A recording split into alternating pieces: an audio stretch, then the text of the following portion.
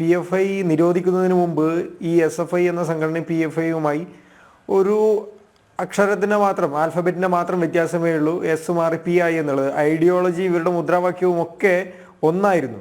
അതിനെ നിരോധിച്ചതിന് ശേഷം SFIയെ പൂർണ്ണമായും PFI കാർന്നു നിന്ന രീതിയിലേക്കാണ് ഇപ്പോൾ മാറ്റുന്നത്. അതിൻ്റെ മുഴുവൻ പ്രവർത്തനവും ഇപ്പോൾ നമ്മൾ വെറ്റിനറി ക്യാമ്പസിനകത്ത് നടന്ന കാര്യങ്ങൾ ചിന്തിച്ചു കഴിഞ്ഞാൽ ഇപ്പോഴും ആളുകൾ അല്ലെങ്കിൽ ഇതിനെ ന്യായീകരിക്കുന്ന ഇടതുപക്ഷ എക്കോസിസ്റ്റം മുഴുവൻ പറയുന്നത് ഇത് SFI ചെയ്തതല്ല എന്നുള്ളത്. പക്ഷേ ഇതിനകത്ത് കൃത്യമായിട്ട് SFIയുടെ unit secretary, union chairman, union general secretary തുടങ്ങിയ ആളുകളാണ് പ്രതികൾ. ഇതിൽ തന്നെ കഴിഞ്ഞ ദിവസം ഈ ദൃക്സാക്ഷികളായിട്ടുള്ള വിദ്യാർത്ഥികളെ കണ്ട സമയത്ത് അവർ എന്നോട് പറഞ്ഞ കാര്യം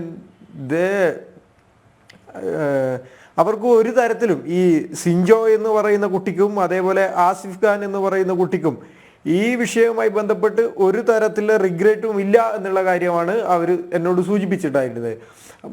ഈ ആക്രമിച്ചതിന് ശേഷവും ഈ വിഷയവുമായി ബന്ധപ്പെട്ട് ബാക്കിയുള്ള ആളുകൾ മറ്റ് പ്രതികളൊക്കെയും വിഷമത്തിൽ നിൽക്കുന്ന സമയത്തും ഈ ആസിഫ് ഖാനും സിഞ്ചോയ്ക്കും ഒരു തരത്തിലുള്ള മനസാക്ഷി കുത്തും ഉണ്ടായിരുന്നില്ല.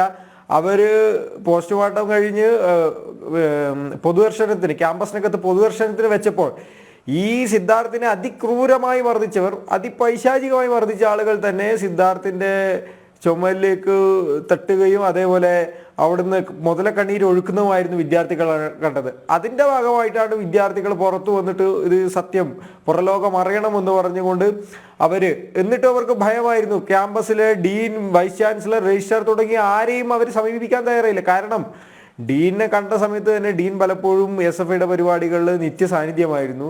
ഡീൻ എന്നോട് പറഞ്ഞോളൂ എന്ന് ഒരു പ്രശ്നവുമില്ല എന്ന് പറഞ്ഞ് ഡീൻ ഈ വിഷയത്തെ ഒതുക്കി തീർക്കാൻ ശ്രമിച്ച സമയത്താണ് ഇവർ പുറത്തേക്ക് പോകുന്നത്.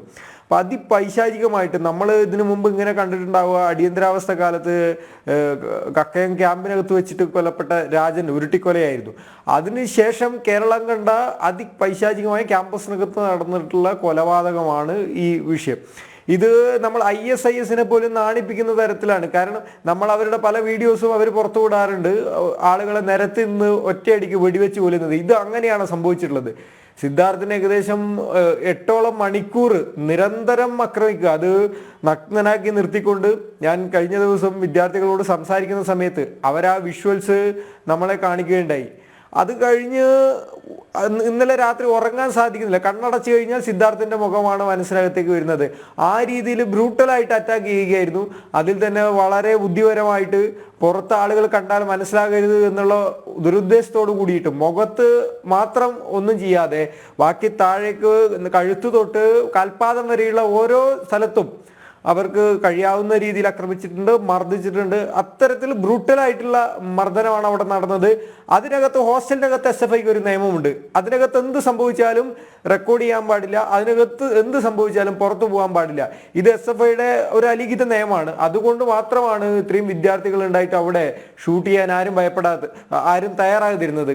ഭയമാണ് എല്ലാവർക്കും. കാരണം ഇവിടെ CPM TPA കൊന്ന സമയത്തും ആ പ്രതികളിൽ ഒരാളുടെ കല്യാണത്തിന് ഇവിടുത്തെ തെരഞ്ഞെടുക്കപ്പെട്ട ജനപ്രതിനിധി പിന്നീട് സ്പീക്കർ അയാളൊക്കെ ഈ കല്യാണത്തിന് പങ്കെടുക്കുന്നത് നമ്മൾ കണ്ടു. അത്രയും പ്രതികൾക്ക് പൊതുസമൂഹത്തിന് മുമ്പിൽ ഇവർക്ക് പിന്തുണ കൊടുക്കുന്നതിന് ഒരു ഭയമില്ലാത്ത ആളുകളാണ്. തീർച്ചയായിട്ടും വിദ്യാർത്ഥികൾ ഭയപ്പെട്ടിരിക്കുകയാണ്. ആ ക്യാമ്പസിനകത്തുനിന്ന് പുറത്തു വന്നു കഴിഞ്ഞാൽ, മീഡിയാസിന് മുന്നിലേക്ക് വന്നു കഴിഞ്ഞാൽ ഉറപ്പായിട്ടും അവിടെ പഠനം മുന്നോട്ട് കൊണ്ടുപോകാൻ സാധിക്കില്ല എന്നുള്ള ഉൾഭയം ആ വിദ്യാർത്ഥികൾക്കുണ്ട്. അത്തരത്തിൽ ഇടതുപക്ഷ ഇക്കോസിസ്റ്റം വർക്ക് ചെയ്തതിന്റെ ഭാഗമായിട്ടാണ് ഇത്തരത്തിൽ ഇതിനെ മൂടി വെക്കാൻ വേണ്ടിയിട്ട് അവർക്ക് ഇത്രയും ദിവസം കഴിഞ്ഞത്. നിങ്ങൾ ആലോചിച്ച് നോക്കൂ, 18-ന് മരണപ്പെട്ടു, 22-നാണ് അവിടെ ഒരു ആക്ഷൻ എടുക്കുന്നത്. ഇവർ ഈ പറയുന്ന SFI ആയിക്കോട്ടെ, ഇവന് ഇതൊക്കെ പറയട്ടെ, അവരറിയാതെയാണ് സംഭവിച്ചു അല്ലെങ്കിൽ അവരിതിനെ ന്യായീകരിക്കുന്നുണ്ടെങ്കിൽ എന്തുകൊണ്ട് ഇതുവരെ ഒരു സംഘടനകൾ, ഇടതുപക്ഷ സംഘടനകൾ സമരരംഗത്തില്ല? ഒരു സംഘടന പോലും. ആ ക്യാമ്പസിനകത്ത് 5 മാസം മുമ്പ് ഡോക്ടർ സിജിൻ എന്ന് പറയുന്ന വിദ്യാർത്ഥി ആക്സിഡന്റിൽ മരണപ്പെട്ടപ്പോൾ മുഴുവൻ ഫ്ലക്സും ആദരാഞ്ജലികൾ പോസ്റ്റർ അർപ്പിച്ച യൂണിയൻ സിദ്ധാർത്ഥ് മരിച്ച സമയത്ത് ഒരു ഫ്ലക്സ് പോലും ക്യാമ്പസിനകത്ത് വെക്കാൻ തയ്യാറായിട്ടില്ല. കാരണം കൃത്യമാണ്, ഇവർ പ്ലാൻ ചെയ്ത് ഉണ്ടാക്കിയിട്ടുള്ള മർഡറാണ്. അത് പൈശാചികമായിട്ട് നമുക്ക് പറയാൻ. ഇന്നിപ്പോൾ റിമാൻഡ് റിപ്പോർട്ടൊക്കെ പുറത്തു വന്നു.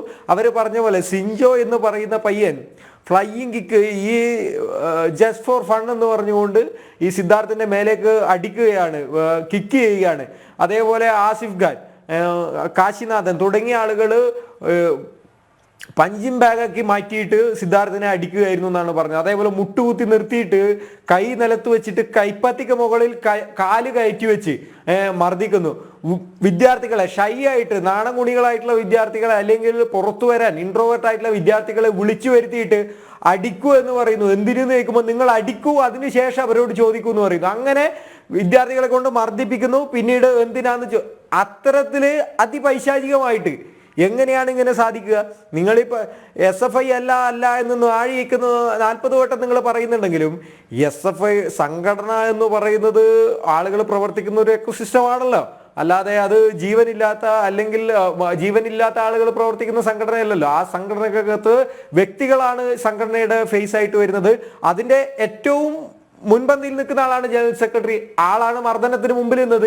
ഈ അമലിഷാൻ എന്ന് പറയുന്ന വ്യക്തിയുടെ റൂമിനകത്ത് വെച്ചിട്ട് ഒരു മണിക്കൂർ ആക്രമിക്കുകയാണ്. പാറപ്പുറത്തുനിന്ന് അടിച്ചു കൊണ്ടുവന്ന അമലിഷാന്റെ റൂമിൽ. എന്നിട്ട് ഇവർക്ക് 1 മണിക്കൂർ അടിച്ചു. ഇത് പോരാ, മുഴുവൻ ആളുകളുടെ മുമ്പിൽ വെച്ച് കൈകാര്യം ചെയ്യണമെന്ന് പറഞ്ഞ് ആ കോർട്ട്യാർഡിനകത്ത് വെച്ചിട്ട് ഷട്ടിൽ കോർട്ടിനകത്തേക്ക് വലിച്ചു കൊണ്ടുവന്ന് നഗ്നനാക്കി നിർത്തിയിട്ട് അടി തുടങ്ങുകയാണ്. അങ്ങനെ ഓരോ 10-30ഓളം വിദ്യാർത്ഥികളെ കൊണ്ടുവന്ന് അടിക്കുക.